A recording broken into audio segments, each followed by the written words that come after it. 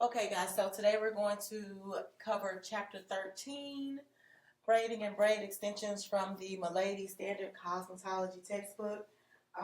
Chapter 13 starts on page 484 and 485. And this presentation should be pretty short. We are going to cover, I believe it's 4 different objectives. Objective number 1, explain the advantages of learning basic braiding and braid extension styles. Number 2, explain braiding salons and the braiding consultation. Number 3, describe how to use each of the tools and materials for braiding and extensions.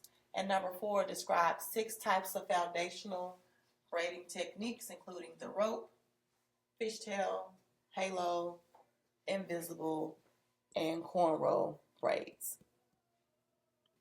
All right, so as far as a little bit of history about braiding, on 486 it says, from its origins in Africa to its globally popularity today, hair braiding has always played a significant role in grooming and beauty practices.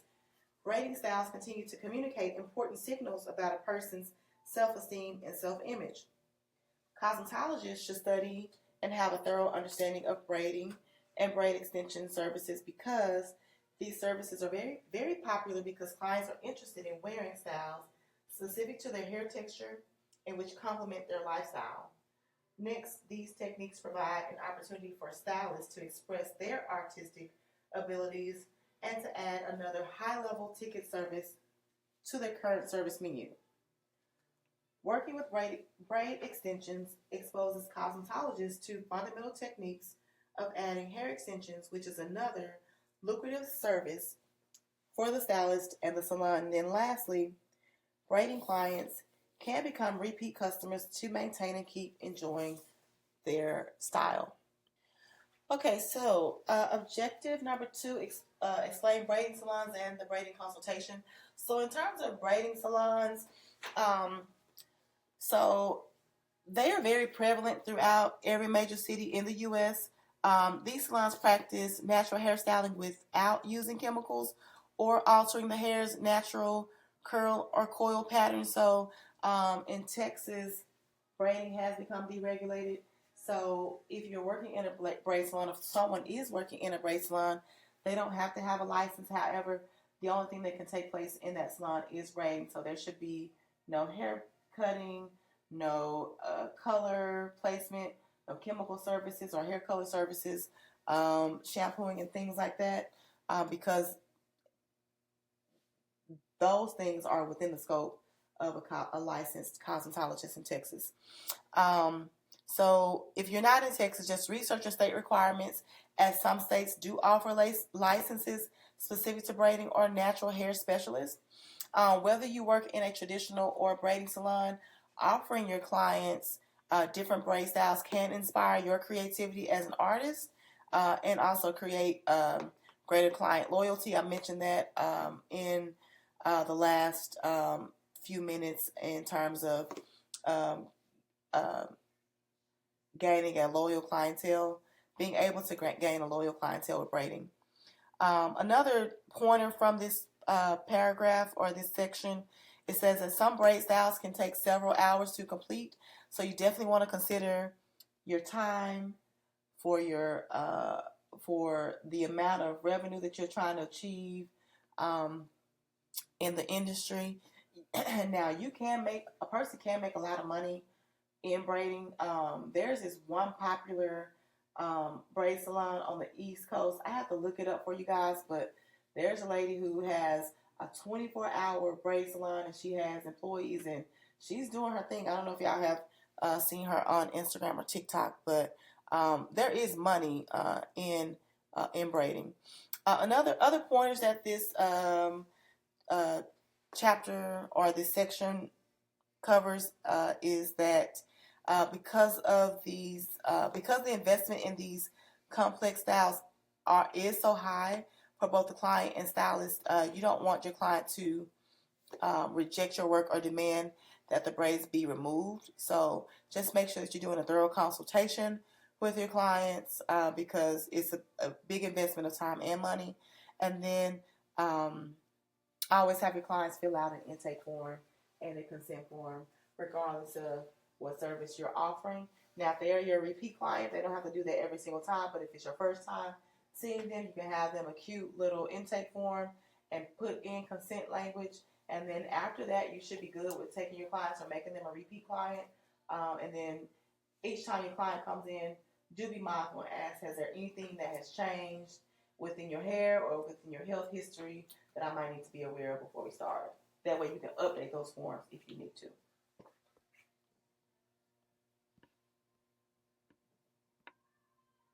So let's delve into the braiding consultation. So a consultation is the best way to understand and determine a client's needs and wants. It is also your opportunity to provide the correct braiding service and properly manage the client's style expectations. In addition to hairstyling consultation questions, here are a few specific considerations that you need to discuss with your client or think about as you begin their service. So, number one, you want to analyze the client's hair and scalp condition to determine if braiding is a healthy option for them. You also want to pay particular attention to their hair type, their texture, and their curl configuration, and then note any scalp abrasions, active thinning, or balding. And then questions that you may want to ask your client is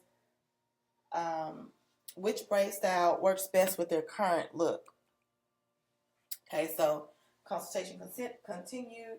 You also may want to ask what styling tools do you use to create your look. So ask them about their daily care and maintenance and their lifestyle. And then you also may want to ask them about how much time they'd be open to devoting to maintaining their braid style. And then as far as figuring out what's going to look best on them, ask them if there's any certain facial feature that they would want to emphasize or de-emphasize with their braids. So things like eyes, jawline, their ears, etc. You can also ask if they own any kind of hair care or styling accessories like swing caps or hair wraps to protect their braids during their sleep or if they happen to swim or exercise. And then you also want to know how long they expect to wear the braided style. This is a big one because sometimes your clients leave their braids in way too long. So as a rule of thumb for myself personally, I don't think anyone should leave their braids in longer than 6 to 8 weeks. Okay. And then some braid styles are not going to even allow a client to wear them 6 to 8 weeks because of the style itself. So it just depends on the product that you use and if they're getting the braid for maybe like a formal event. Obviously that formal braid is not going to last 6 to 8 weeks. And then again, you can also discuss if there's anything that they've noticed in changes in their hair or their scalp, such as like brittleness, thinning, or any kind of skin irritations. So also some clients are going to know exactly what they want, and others may need guidance from you. So you can let the client guide the consultation, but just make sure that you're hopping in there and asking all the right questions and educating them at the same time. Another thing to consider during the consultation is alopecia. So evaluating the hair and scalp is essential for a successful service. Alopecia is hair loss. There are different types of alopecias. I believe that is covered in Chapter 7, Hair and Scalp Properties. So we do have a video on that, or you can open up your textbook and go take a look at different hair and scalp disorders and read up on the different types of alopecia, because you just want to be that much more knowledgeable as a stylist. But in terms of alopecia, if the hair has extremely thin areas, for instance, the braid thickness will be noticeably different in those areas, and the hair and scalp could be further compromised with the braiding service. So if you know that adding a braid or maybe making a braid too heavy or too tight for your client is going to affect the health of their hair and scalp, be their professional and guide them to something else or not offer the service. So it's okay to bow out from doing a service that you know is not going to be great for your client. Again, you want to also check the scalp for alopecia, excessive, active, or even abnormal hair loss. And then avoid offering services again to clients that have damaged hair so as not to further stress the hair cuticle. Since the hairline is generally thinner or finer, so when you're braiding around the hairline, you never want to choose a style that's going to pull the follicle or places excessive tension in those fragile areas. You don't want to be the reason that your client has alopecia. And so if a person has alopecia due to like braiding styles, we call that traction alopecia.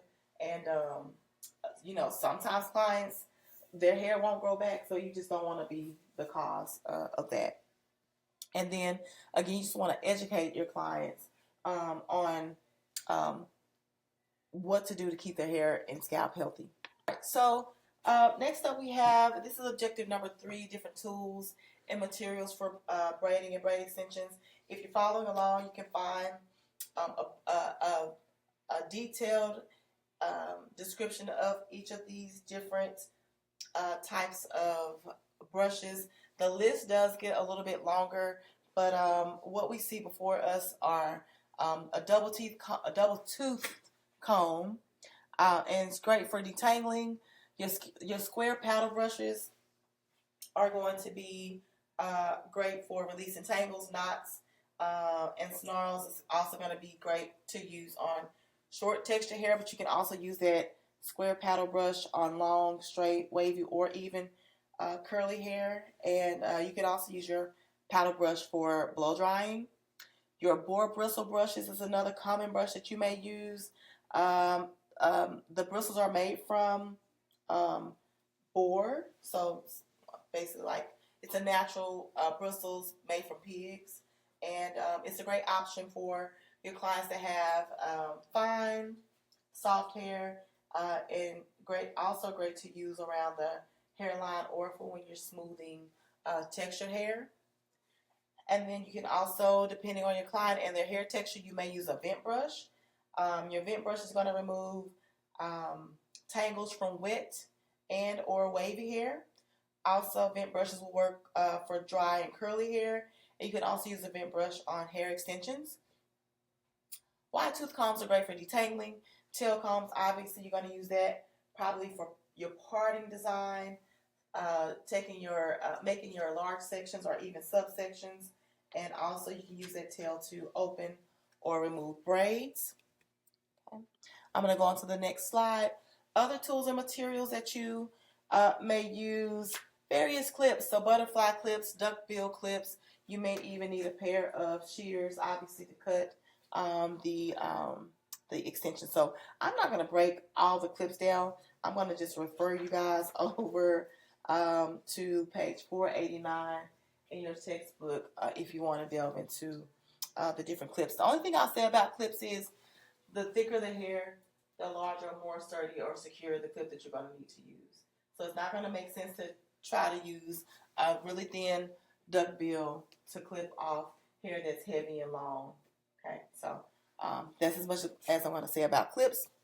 As far as materials for our extension, so different materials or different fibers are used for braids. Some of them are going to be made from human hair. Some are made from synthetic fibers like canacolon. And some materials are even made from animal hair such as yak hair. So the fibers used in extensions largely determine the extension's success and the durability. So again, we have common types, which are human, animal hair, and synthetic hair. Human hair is going to be your gold standard for hair extensions.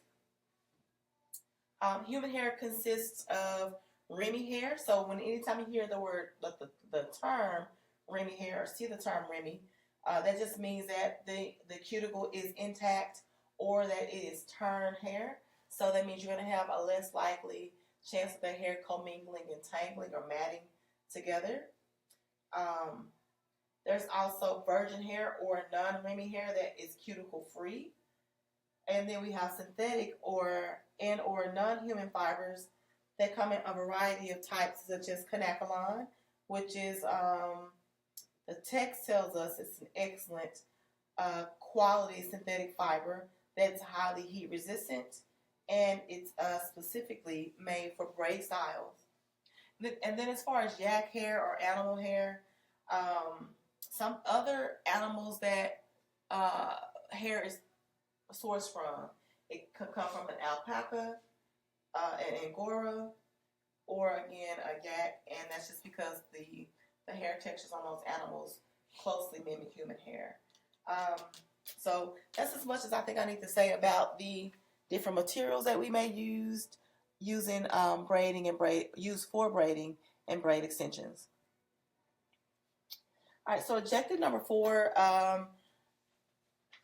breaks down braiding the hair. So we're going to talk about the 6 foundational braiding techniques, and you can find this starting on page 490 and 491.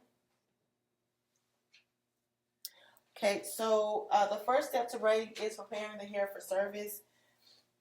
It's generally best to braid textured hair when it's dry. So textured hair, I'm talking about curly hair, coily hair, extremely curly hair. Okay. Textured hair is more fragile when it's wet. So a lot of times people see textured hair and they are overwhelmed by it because it has such a big silhouette and it does tangle very easily. But if I'm being honest, textured hair is probably the most fragile hair that you can ever work on or work with, because of all of the different. Each time the hair strand bends into a coil, each turn provides a weak spot in that strand. If that makes sense. So you do have to care for textured hair a lot more. I don't want to say a lot more, but just be more mindful when you're working with it, because it can damage and break off and snap very easily because it's so curly. What else do I want to say? So outside of that, so we talked about making sure that we're braiding dry textured hair, blow drying. So blow drying is a quick and effective way to prepare the hair because it will soften the hair. It'll also make it easier to comb and section. So blow drying also loosens and elongates the wave pattern, which in turn stretches the length of the hair shaft. And so this is going to be great for people who have short hair, allowing you to pick it up and manipulate that hair a lot easier. And then blow dry hair will be frizzy, so to help prevent frizzing, you may need to use a product like a blow dry cream or some type of edge control or wax or pomade to help you grasp the hair as you braid so that it's not so frizzy. Another hair prep option the text gives us, it says, is that we can twist the hair in large sections and just let it air dry or place your client under the dryer. So essentially, if you're going to have a client to come in for really any service, but for sure in a braid service situation, let's just say that you get busy, but you need to go ahead and get them shampooed, but you don't have time to do the blow dry. Go ahead and shampoo them, break their hair into maybe 4 or 6 sections, and sit them under the dryer and let them dry. Make sure you detangle the hair before you in those sections before you sit them under the dryer, but that will again make your job easier so that when you're ready to have them in your chair, their hair is dry, and then you can just go through and stretch the hair, maybe with your brush and your blow dryer or your blow dryer and your comb attachment. That part makes sense? Cool. I'm going to move on to other helpful tips. So other helpful tips that will assist you with servicing your clients. After you shampoo the client's hair, make sure that you towel blot the hair without doing a lot of rubbing or adding a lot of tension or being rough to the cuticle, and then use several towels if necessary. Apply a leave-in conditioner that's going to help make combing the hair out easier. Always begin combing the hair from the ends and work your way to the scalp to reduce excess tension on the hair. And then when you're blow drying, you can blow dry and brush the hair with a large paddle brush. Again, brushing from the ends to the scalp, just as you would with a comb. And then again, use different products like edge control, pomades, any kind of paste that you need, or serums that that work best for that hair type and texture. Here are the main foundational braids that we have in braiding. So we have a rope braid. So the top left braid, that is your rope braid. You have we have a fishtail braid in the top center. The top right is going to be your halo braid, and then we have the bottom row to the left. That is an invisible braid. As you can see, the braid looks like it's tucked in, so that will be an invisible braid. Then you have a single braid where the braid sits, I guess, towards you or is more defined, the 3 strands. And then you also have cornrows. So I'm going to go on to my next slide. So as far as technique, so it's a few different ways that you can braid the hair. Overhand technique and underhand technique are 2 vocabulary words from the chapter. If you are in Texas, you may have like 1 or 2 questions about braiding on your state board exam. So I'm going to just give you guys what the text says for the definition of an overhand versus an underhand braid. So for the overhand technique, it says that, and this can be found on page 491 in your textbook. So the overhand technique is a braiding technique in which the first side section goes over the middle one, then the other side section goes over the middle strand. It says you can start with either the right or left section. The key is that the side sections go over the middle section. So that's your overhand braid. So basically, to me, I call that an inverted braid, but the text is saying that it's an overhand braid. For me, I feel like when I do the overhand technique, I'm braiding inward. So I think that's why I call it an inverted braid. Okay. The next one is an overhand technique. So the overhand technique is also known as plaiting. You'll probably have that one. That might be the question that you have on your state board. And it's a braiding technique in which the left section goes under the middle strand, and then the right section goes under the middle strand. So those are your 2 techniques for braiding. And then when you braid, you're either going to be braiding overhand or underhand. So you might want to, at the next time that you go braid, see what you naturally do, because some people naturally braid overhand, or they may learn how to braid overhand, and then they have to learn how to braid underhand. So it just depends. You also are going to choose whichever technique based on the type of braid that you're going to be doing too. All right, so moving forward, so a rope braid. So rope braid is another term. So all the vocab terms from this chapter, I'm going to spend pointing those out, because again, you may have 1 or 2 questions about braids or braiding and braid extensions on your exam. Want to make sure that you guys are ready for that and successful on that. So the rope braid is created with 2 strands that are twisted around each other. This braid can be done on hair that is all one length or on long layered hair. So I would definitely add that to your notes, because again, you don't know which braid they may ask you about. Here the key is you're going to use a rope braid on hair that's all one length, or it also works well on long layered hair. All right, so the next braid is going to be a fishtail braid. Fishtails are so pretty. All right, so your fishtail braid is a simple 2-strand braid in which the hair is picked up from the sides and added to the strands as they are crossed over each other. It is best done on non-layered hair that is at least shoulder length. That may be a test question. Okay, so non-layered hair needs to be at least shoulder length, and we're picking up hair from the sides and add it to the strands as they are crossed over each other. Okay. The next type of braid is a halo braid. A halo braid, they are 2 or 3 long, simple, inverted, thick cornrows wrapped around the head and pinned. The key word is you're going to wrap them around the head and pin them. Okay. The top crown is left open and smooth and neat, while the cornrows are pinned around the head to create a halo effect. There's also procedure steps in your textbook, procedure 13-2 in chapter 13. Then we have an invisible braid. So an invisible braid uses the overhand pickup technique. That is the key about that particular braid. Invisible braids use the overhand pickup technique. It can be done on or off the scalp with or without extensions. This style is ideal for long hair, but it can also be executed successfully on shorter hair with long layers. If you're dealing with straight layered hair, you may need to apply a light wax or pomade on the hair to help hold the shorter strands in place. But that is your invisible braid, and it is achieved with the overhand technique.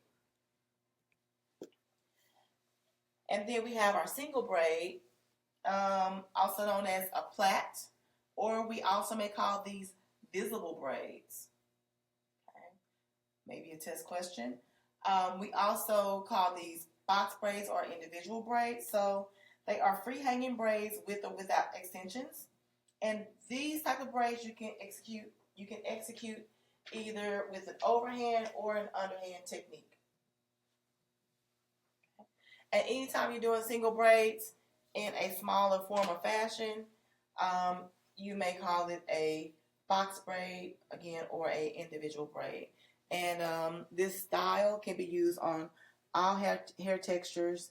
Also, I don't want to say all lengths, but at least hair that is, 4 inches long.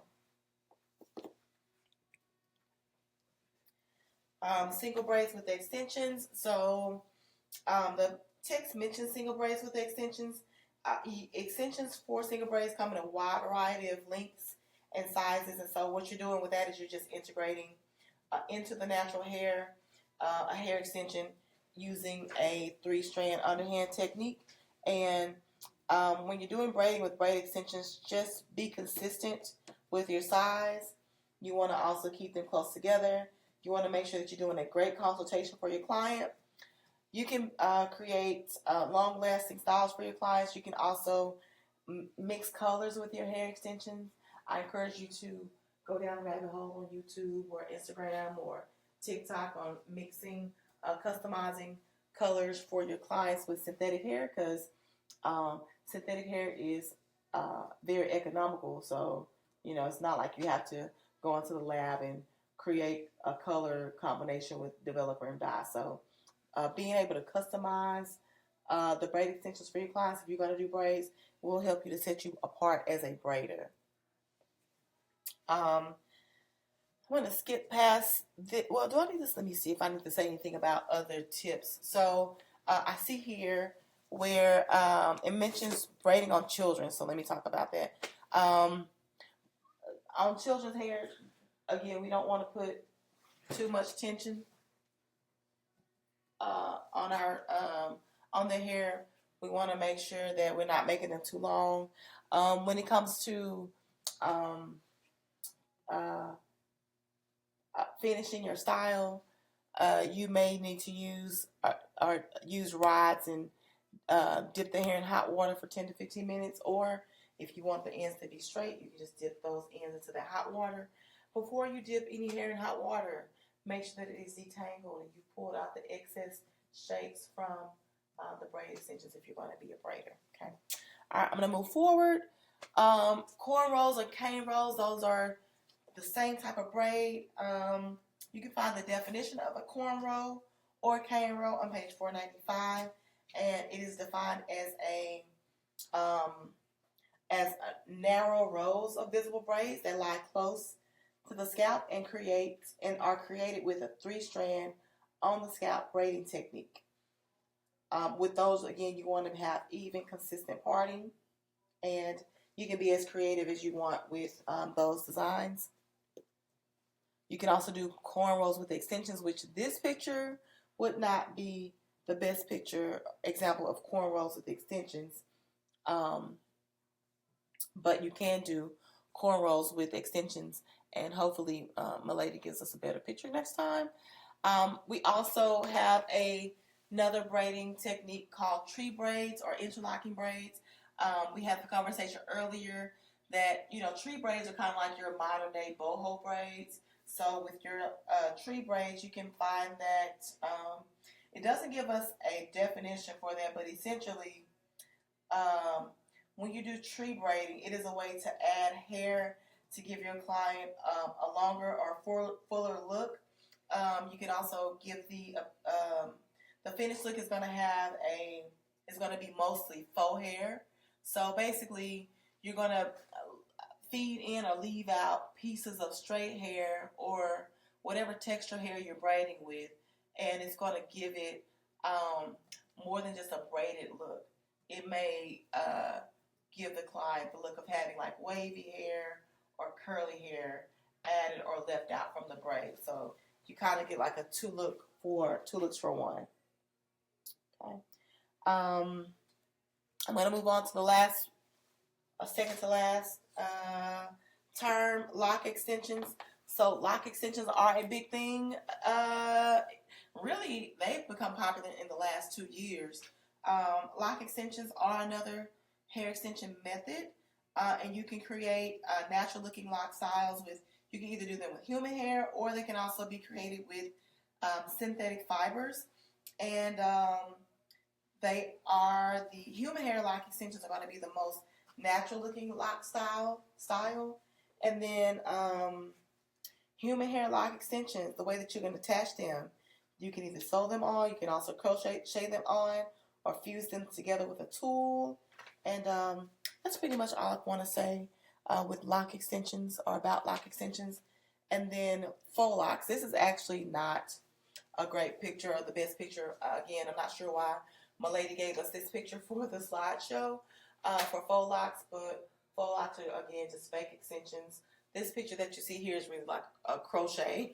So you can also, crocheting is also another type of braid extension, but faux locks are basically fake locks. You can use the crochet method to add them, so maybe that's why they use this picture, but that's not the best picture representation of what a faux lock is. Faux locks look like individual locks. Okay, all right, so that is all of chapter 13. Those are our 4 objectives, and it only took us about 30 minutes. If you guys have questions, make sure that you ask one of your instructors or leave us a comment below, and we hope that you were able to add one more thing to your toolbox, and we wish you guys the very best. You all have a great day. Bye.